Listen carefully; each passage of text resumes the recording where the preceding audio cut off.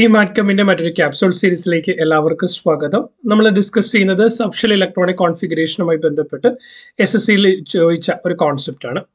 So video useful ആവുമെന്ന് വിശ്വസിക്കുന്നു. ഇതുപോലെ ഇൻഫോർമേറ്റീവ് കണ്ടന്റ്സിന് വേണ്ടിയിട്ട് ചാനൽ സബ്സ്ക്രൈബ് ചെയ്യും.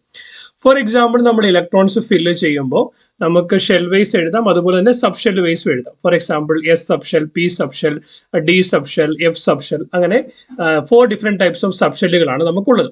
ഓരോ സബ്ഷെല്ലുകൾ നോക്കിയാൽ S സബ്ഷെല്ലിൽ മാക്സിമം 2 ഇലക്ട്രോണിനെ ഹോൾഡ് ചെയ്യാൻ പറ്റും.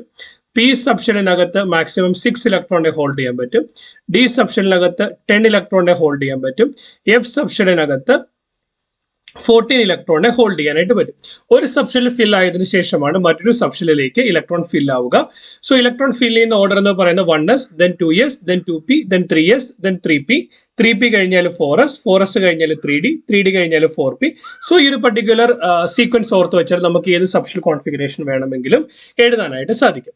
സോ ബേസിക്കലി നമ്മൾ വാലൻസ് ഇലക്ട്രോൺ എൻ്റർ ചെയ്യുന്ന സബ്ഷെൽ ഏതാണോ, വാലൻസ് ഇലക്ട്രോൺ എൻ്റർ ചെയ്യുന്ന സബ്ഷെൽ ഏതാണോ അതാണ് അതിന്റെ കറസ്പോണ്ടിങ് ബ്ലോക്ക് എന്ന് പറയുന്നത്. ഫോർ എക്സാമ്പിൾ, ഇപ്പൊ ഏതെങ്കിലും ഒരു വാലൻസ് ഇലക്ട്രോൺ എൻ്റർ ചെയ്യുന്നത് S സബ്ഷെല്ലിലാണെങ്കിൽ that will be belongs to the S block എന്ന് പറയാനായിട്ട് പറ്റും. അതായത് നമ്മൾ പീരിയോഡിക് ടേബിൾ എടുക്കുമ്പോൾ പീരിയോഡിക് ടേബിളിനകത്ത് 2 കാര്യങ്ങളുണ്ട്. One is called period, another one is called block. ഒന്നെന്ന് പറയുന്നത് പീരിയഡ്, രണ്ടാമത്തെ എന്ന് പറയുന്നത് ബ്ലോക്ക്. സോ ബേസിക്കലി നമ്മളിപ്പോൾ പീരിയഡ്, ബ്ലോക്ക്, അതുപോലെ തന്നെ ഗ്രൂപ്പ്. നമ്മൾ ബ്ലോക്ക് എന്താണെന്ന് ഓൾറെഡി പറഞ്ഞു. ഇനി നമുക്ക് പീരിയഡ് എങ്ങനെ കണ്ടുപിടിക്കാൻ നോക്കാം. പീരിയഡ് കണ്ടുപിടിക്കാനായിട്ട് ഇപ്പോൾ ഫോർ എക്സാമ്പിൾ ഒരു അറ്റോമിക് നമ്പർ 15 ആണെന്ന് വിചാരിക്കാം. അറ്റോമിക് നമ്പർ 15 എന്ന് പറയാൻ ന്യൂട്രൽ സ്റ്റേറ്റിനകത്ത് 15 ഇലക്ട്രോൺ ഉണ്ട്. സോ ആദ്യത്തെ 2 ഇലക്ട്രോൺ അവിടെ പോകും, 1s പോകും. സോ 1s2, then 2s-ൽ 2 ഇലക്ട്രോൺ പോകും, 2s2, then 2p പോകും. പിയിൽ മാക്സിമം പറ്റുന്നത് 6 ഇലക്ട്രോൺ, അപ്പോൾ 2p6. ഇത് 6 4 10 എണ്ണമായി. then 3s-ൽ 2 എണ്ണം, അപ്പൊ എത്രയായി? 12 എണ്ണമായി. then 3p-യിൽ മൊത്തം 6 എണ്ണം പറ്റും, പക്ഷെ 15 മതി.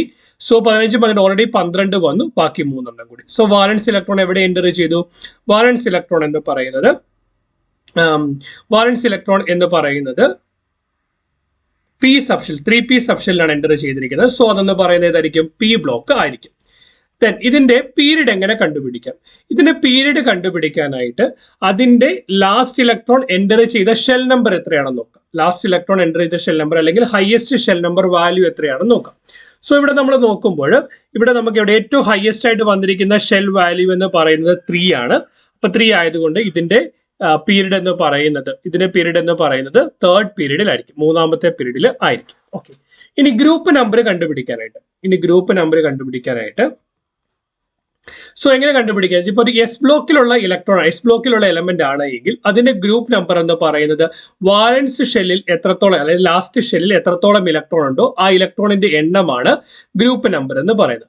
T ബ്ലോക്ക് ആണ് എങ്കിൽ number of electrons in the NS subshell, അതായത് ഇപ്പം D ബ്ലോക്ക് കോൺഫിഗറേഷൻ വരിക യൂഷ്വലി ഇപ്പൊ എഴുതിയാൽ 4s2 3d6 എന്നാണെങ്കിൽ ഇതിന് NS സബ്ഷെല്ലിൽ എത്ര എണ്ണം ഉണ്ട്? 2 ഇലക്ട്രോൺ ഉണ്ട്. ദെൻ n-1, എന്നിന്റെ വാല്യൂ 4 ആകുമ്പോൾ n-1 3 ആവും. 3d സബ്ഷെല്ലിൽ 6 electron, 2 + 6 8 electron. അപ്പൊ D ബ്ലോക്കിൽ എത്രയാണ്? D ബ്ലോക്കിൽ 8 ഇലക്ട്രോൺ ഉണ്ട്. സോ അതിന്റെ ഗ്രൂപ്പ് നമ്പർ എന്ന് പറയുന്നത് 8 ആയിരിക്കും. ഇനി P ബ്ലോക്ക് ആണെങ്കിൽ അതിന്റെ ഗ്രൂപ്പ് നമ്പർ കണ്ടുപിടിക്കാനായിട്ട് എത്ര വാലൻസ് ഇലക്ട്രോൺ ഉണ്ടോ അതിനോട് കൂടി 10 കൂട്ടുക. F ബ്ലോക്കിന്റെ കേസിനകത്ത് F ബ്ലോക്കിൽ എപ്പോഴും ഗ്രൂപ്പ് നമ്പർ എന്ന് പറയുന്നത് 3 തന്നെ ആയിരിക്കും. സോ നമുക്ക് ഒരു ക്വസ്റ്റ്യനിലേക്ക് പോവാം. In an element A, the last 2 electrons are added to the 4s subshell. Write down the subshell electronic configuration of A. Which period does it belongs to? Find its group number. A എന്ന മൂലകത്തിൽ അവസാനത്തെ 2 ഇലക്ട്രോണുകൾ 4s സബ്ഷെല്ലിലാണ് നിറയുന്നത്. എയുടെ subshell electron വിന്യാസം എഴുതുക. Last 2 electron enters to 4s. അപ്പൊ നമ്മൾ configuration എഴുതാനായിട്ട് നോക്കേണ്ടത്. സോ അതിന് മുമ്പ് ഏതൊക്കെയുണ്ട്? 1s ഉണ്ട്, 1s2, then we have a 2s2, then we have a 2p6, then we have a 3s2, then we have a 3p6. അതിനുശേഷം 3pക്ക് ശേഷം എവിടെ ഫിൽ ആവും? 3pക്ക് ശേഷം 4sൽ ഫിൽ ആവും. So we will be having 4s2. So ഇതായിരിക്കും ഇതിന്റെ സബ്ഷെൽ ഇലക്ട്രോണിക് കോൺഫിഗറേഷൻ എന്ന് പറയുന്നത്.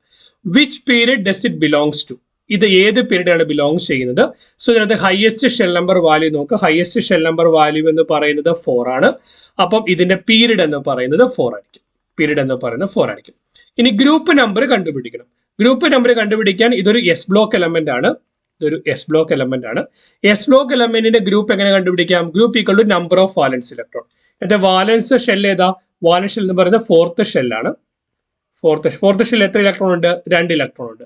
അപ്പൊ അതിന്റെ ഗ്രൂപ്പ് നമ്പർ എന്ന് പറയുന്നത് 2 ആയിരിക്കും. ഇപ്പൊ ബ്ലോക്ക് ചോദിച്ചിട്ടുണ്ടായിരുന്നെങ്കിൽ വാലൻസ് ഇലക്ട്രോൺ എൻ്റർ ചെയ്യുന്നത് അല്ലെങ്കിൽ ലാസ്റ്റ് 2 ഇലക്ട്രോൺ എൻ്റർ ചെയ്യുന്ന 4s സബ്ഷെൽ ആയതുകൊണ്ട് ഇതിന്റെ ബ്ലോക്ക് എന്ന് പറയുന്നത് 4s ബ്ലോക്ക് ആയിരിക്കും. ഇനി നേരെ മറിച്ച് ഒരു ആറ്റത്തിന്റെ കോൺഫിഗറേഷൻ എന്ന് പറയുന്നത് 4s2 3d5 ആണെങ്കിൽ 4s2 3d5 ആണെങ്കിൽ ഇതെന്ന് പറയുന്നത് ഡി ബ്ലോക്ക് വരും. കറക്റ്റ്. പീരീഡ് നോക്കുമ്പോൾ പീരീഡ് എന്ന് പറയുമ്പോൾ ഹയസ്റ്റ് ഷെൽ നമ്പർ വാല്യൂ അല്ലെങ്കിൽ ഏറ്റവും ഹയസ്റ്റ് ഷെൽ നമ്പർ വാല്യൂ നോക്കുക. സോ അത് 4 ആണ്. സോ എന്ന് പറയുന്നത് ഫോർത്ത് പീരീഡിൽ വരും. ദെൻ ഗ്രൂപ്പ് നമ്പർ കണ്ടുപിടിക്കാൻ ഒരു ഡി ബ്ലോക്ക് എലമെന്റ് ആണെങ്കിൽ n-1 ഡി സബ്ഷെല്ലിൽ എത്ര ഇലക്ട്രോൺ ഉണ്ടെന്ന് നോക്കുക. അതുപോലെ തന്നെ ns സബ്ഷെല്ലിൽ എത്ര ഇലക്ട്രോൺ ഉണ്ടെന്ന് നോക്കുക. ഇവിടെ ns 4s സബ്ഷെല്ലിൽ 2 ഇലക്ട്രോൺ ഉണ്ട്. n-1 ഡി സബ്ഷെല്ലിൽ 5 ഇലക്ട്രോൺ ഉണ്ട്. 2 + 5 7. അപ്പൊ അതിന്റെ ഗ്രൂപ്പ് നമ്പർ എന്ന് പറയുന്നത് 7 ആയിരിക്കും. സോ നമുക്ക് ഏത് കോൺഫിഗറേഷൻ തന്നാലും നമുക്ക് അതിന്റെ period number, block number, block ഏതാണ് അല്ലെങ്കിൽ ഗ്രൂപ്പ് നമ്പർ ഏതാണ്, സബ്ഷെൽ ഇലക്ട്രോണിക് കോൺഫിഗറേഷൻ ഏതാണെന്ന് കണ്ടുപിടിക്കാനായിട്ട് പറ്റും. റെഗുലർ ആയിട്ട് ചോദ്യം ചോദിക്കുന്ന ഒരു പാർട്ടാണ്. വീഡിയോ യൂസ്ഫുൾ ആണെന്ന് വിശ്വസിക്കുന്നു. ഇതുപോലെ ഇൻഫോർമേറ്റീവ് കണ്ടന്റ്സ് ലഭിക്കുന്നതിന് വേണ്ടി ചാനൽ സബ്സ്ക്രൈബ് ചെയ്യുക. Keep watching, keep learning. Thanks for watching. By.